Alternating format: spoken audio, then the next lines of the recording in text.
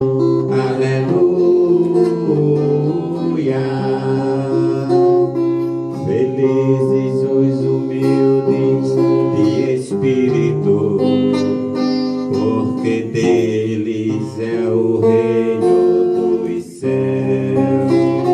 Aleluia, aleluia, aleluia, aleluia, aleluia, aleluia, aleluia, aleluia. O Senhor esteja convosco. Ele está no meio de nós. Proclamação do Evangelho de Jesus Cristo segundo Lucas. Glória a vós, Senhor. Naquele tempo, alguém do meio da multidão disse a Jesus: Mestre, dize ao meu irmão que reparta a herança comigo. Jesus respondeu: Homem, quem me encarregou de julgar ou de dividir vossos bens? E disse-lhes: Atenção, tomai cuidado contra todo tipo de ganância, porque mesmo que alguém tenha muitas coisas, a vida de um homem não consiste na abundância de bens. E contou-lhes uma parábola. A terra de um homem rico deu uma grande colheita. Ele pensava consigo mesmo: o que vou fazer? Não tenho onde guardar minha colheita. Então resolveu: já sei o que fazer. Vou derrubar meus celeiros e construir maiores. Neles vou guardar todo o meu trigo junto com os meus bens. Então poderei dizer a mim mesmo: meu caro, tu tens uma boa reserva para muitos anos. Descansa, come, bebe, aproveita. Mas Deus lhe disse: louco, ainda nesta noite pedirão de volta a tua vida. E para quem ficará o que tu acumulaste? Assim acontece com quem ajunta tesouros para si mesmo, mas não é rico diante de Deus. Palavra da salvação. Glória a vós, Senhor.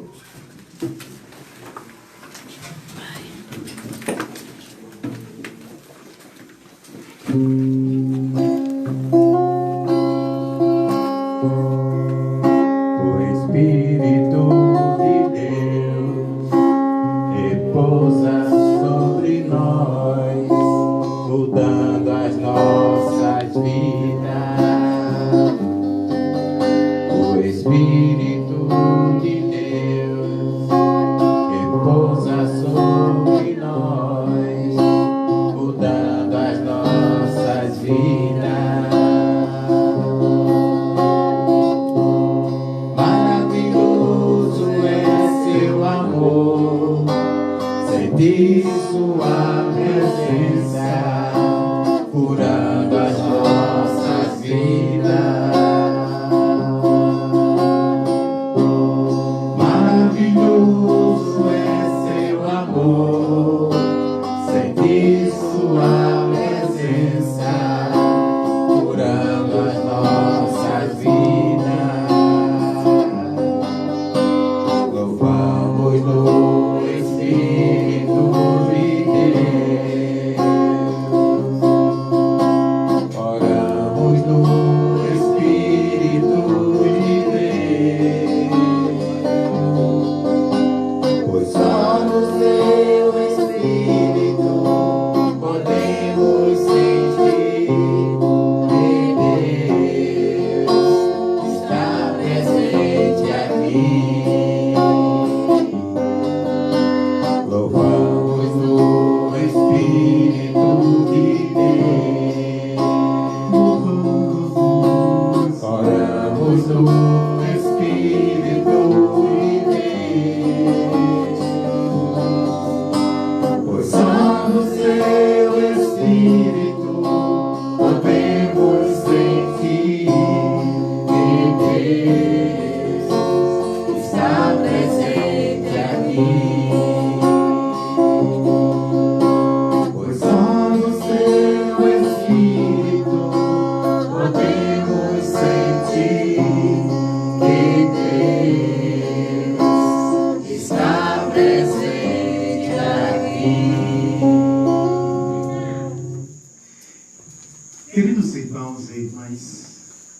Nós estamos diante de uma concordância bíblica.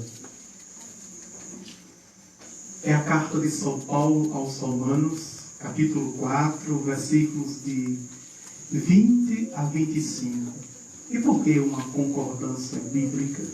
Porque nós encontramos referência, mesmo no Novo Testamento, mas no Velho Testamento. É o capítulo, a partir do capítulo 11, que conta a história dos patriarcas. Que o primeiro patriarca, nós sabemos que foi Abraão, ou Abraão. E Paulo faz uma leitura muito significativa para nós. Vejam, que Deus chamou Abraão, não porque ele tinha fé, mas o chamado de Deus na vida do Abraão foi para que ele crescesse na fé. Muda a nossa perspectiva. Que Deus chama e elege apenas aqueles que têm fé. E se formos olharmos pelo crivo da nova lei, de forma bem, eu diria da graça de Deus, que é da forma como a igreja evangeliza. E como é que a igreja católica evangeliza? Pelos sacramentos. E ela evangeliza dando-nos aquilo que ela tem de melhor. Dando-nos o Espírito Santo. É preciso estarmos conscientes e convencidos que quando nós recebemos um sacramento, nós recebemos um Pentecostes. E sobretudo o sacramento do batismo, que nele nós recebemos a fé. E a fé em virtude, a virtude própria de Deus. E os outros sacramentos vêm não como consequência. Os outros sacramentos vêm para nos ajudar nessa peregrinação, como nós saímos em procissão. E é interessante que procissão aqui na nossa paróquia, não é de fato uma demonstração de fé e aponta para aquilo que o tempo todo o Senhor nos provoca e nos motiva e nos chama a caminharmos para Ele. Como os santos caminharam, como os santos se deixaram orientar, como os santos se deixaram, de fato, Deus ser a bússola da sua existência, da sua vida, da sua história. E não se perderam no caminho. Vejam, tiveram muitas provações, tiveram muitas tribulações, tiveram muitas tentações, mas não se perderam no caminho. E que bússola foi esta? Essa bússola foi manifesta em 7 sacramentos. Uma igreja que evangeliza, mas uma igreja que não dá os sacramentos, e a vida toda de Cristo, é uma igreja que não faz cristãos. Veja, uma igreja que é missionária, como o Papa até então Paulo VI, São Paulo VI, hoje para nós, diz: a natureza da igreja é ser missionária. Se ela deixa de ser, então ela não existe mais. Isso é a nossa prática cotidiana, é a nossa vida. E para isso nós recebemos os sacramentos para irmos crescendo na fé. Na medida que vamos crescendo na fé, vamos dando respostas concretas, respostas audíveis, respostas sensíveis. Portanto, respostas visíveis da nossa fé. Sem ter medo de proclamá-la. Sem ter medo de testemunhá-la, a nossa fé.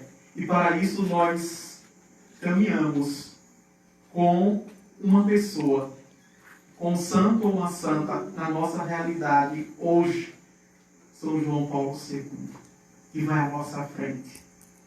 Ele vai à nossa frente apontando para o Cristo. E ele tem nas mãos, né?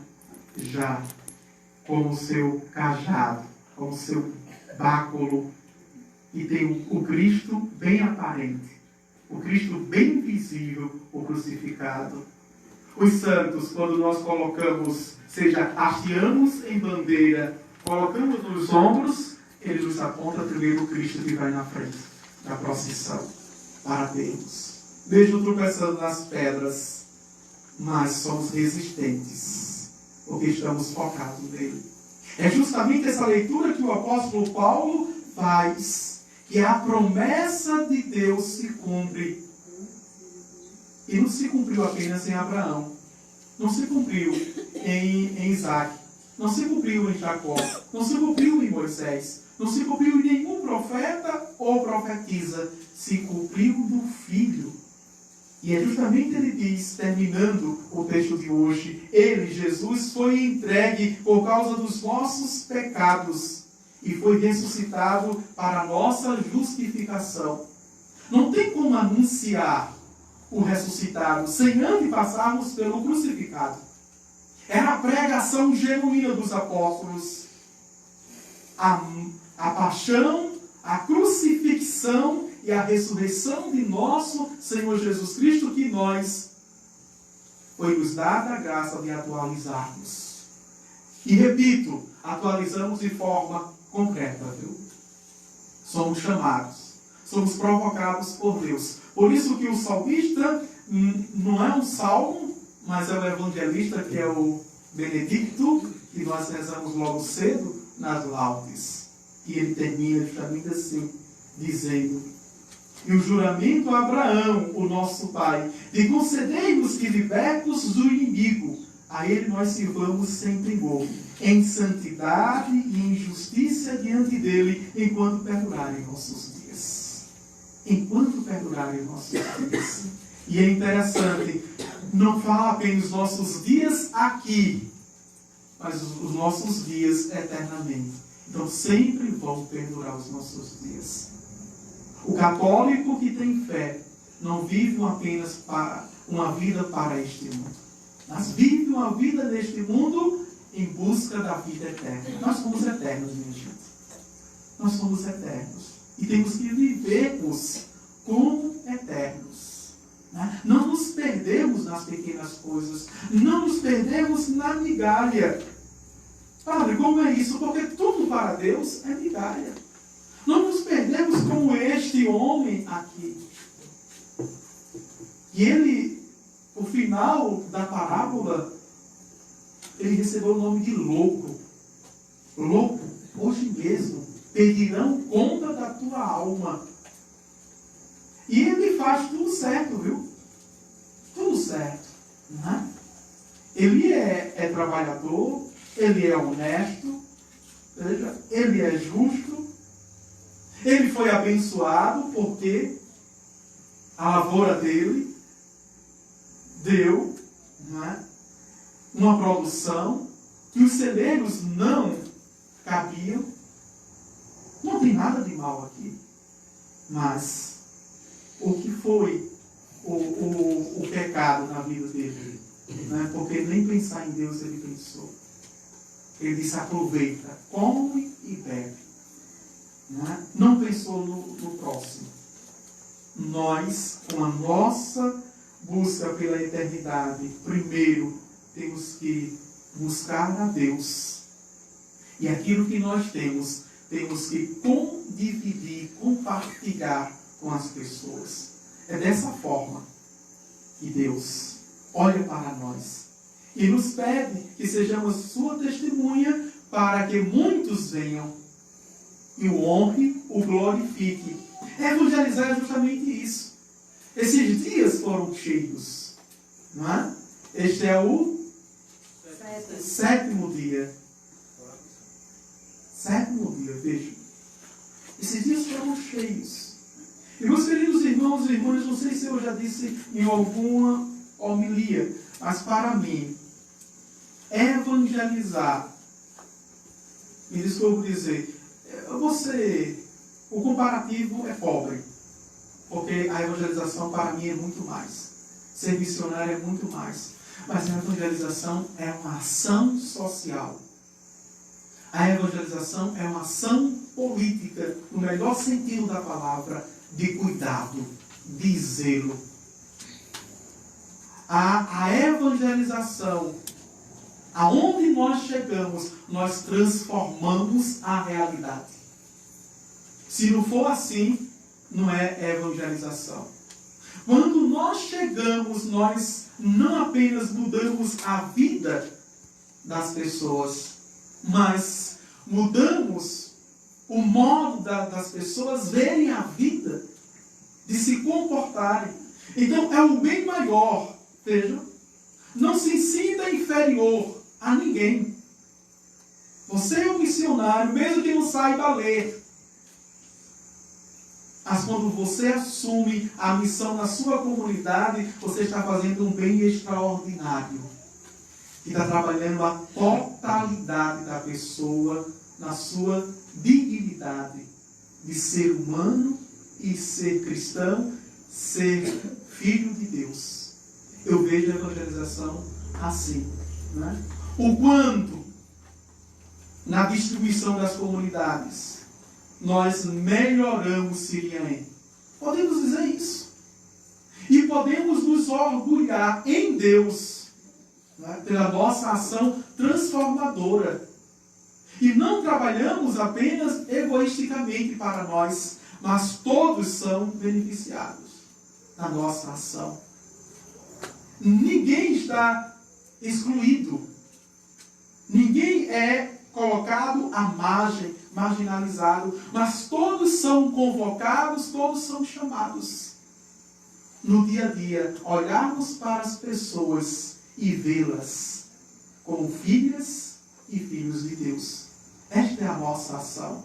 Por isso que nós pedimos àqueles que não mais podem pecar. Padre Ivânio peca, você pega, que é missionário, você decepciona, mas nós pedimos a intercessão. Nós nos inspiramos em Deus, né? Mas nós temos como referencial aqueles que estão na eternidade e não mais pecam, e aqui se esforçaram, viveram com ardor, viveram com o coração inflamado e reinflamado, apaixonadamente pelo Senhor. É isso que a nossa evangelização. Por quê? Porque um porta na cara, um não, vai nos desanimar. Uma conversinha troncha, uma má interpretação, vai fazer com que a gente estacione. E dizer, não, isso não é para mim, eu não mereço isso, não precisa ser cristão católico, isso. Vejam. Mas quando nós estamos apaixonados por Deus, o nosso orgulho cai por terra. Não tem defesa de autoimagem, porque não precisamos defender a nossa imagem, porque sabemos para quem nós estamos trabalhando, evangelizando. Aquele que nos chamou, nos elegeu, é outra realidade que eu tenho que ser consciente. Eu sou um eleito de Deus. Não apenas o povo de Israel, mas eu sou um eleito de Deus. E Ele me constituiu para ser um evangelizador, para ser um missionário. A tomar consciência do meu batismo, que não é pouca coisa não. E saibam que vocês, leigos missionários, formam a maioria. E nós contamos com você. A igreja conta com cada um de vocês. Sozinho eu, Padre Ivânio, como nenhum outro padre, eu não posso fazer nada. Mas vejam, quantos. E isso, não é, irradia, isso contagia. Aonde quer que um de vocês esteja, o alcance inimaginável. Eu não posso imaginar esse alcance de testemunho, de evangelização, de contágio, no bom sentido da palavra. E essa fé, que é uma fé que nos move, é uma fé que nos faz permanecer, e é uma fé que o tempo todo nos lança para a frente. E apesar das dores, do sofrimento, das notícias mais, não nos faz parar, não nos faz retroceder, mas continuar cada vez mais. Que São João Paulo II nos ajude esses dias, até quarta-feira. A comunidade é sempre, ele é padroeiro, está sempre intercedendo, sempre pedindo as bênçãos para o território canônico dele, vamos dizer assim, a sua comunidade. Não é? E que Nossa Senhora, ele que era devotíssimo, apaixonado por Nossa Senhora, não tirava o terço, não é? Do bolso e nem da mão. A verdadeira devoção, o tratado da verdadeira devoção a Nossa Senhora não saía da sua cabeceira. É mariano, totus tuis, todo teu, Maria também nos ajuda a termos Nossa Senhora como aquela que nos acalenta, que nos toma no colo e que de fato nos lança para frente para ver o seu Filho Jesus Cristo. Louvado seja o nosso Senhor Jesus Cristo. Para sempre seja louvado.